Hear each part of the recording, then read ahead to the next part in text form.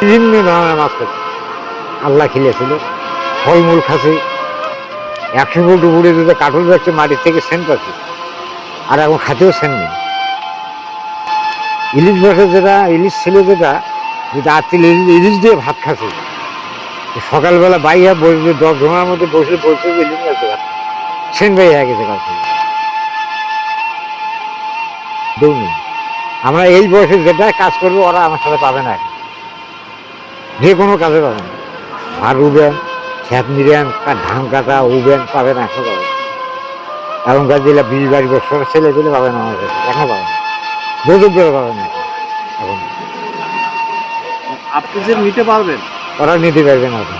এখন 20 থেকে 22 বছর যে ইয়াং বা যুবক ছিল যুবক পারবেন না, পারবে না। আমরা শারীরিকভাবে এমনি দুর্বল হচ্ছে, হ্যাঁ, কারণ খাদ্যের অভাব, খাদ্যের ভালো অভাব পুষ্টিকর খাদ্য নেই। না, যদিও আছে খাদ্য, সেগুলো ভেজাল। ভেজাল।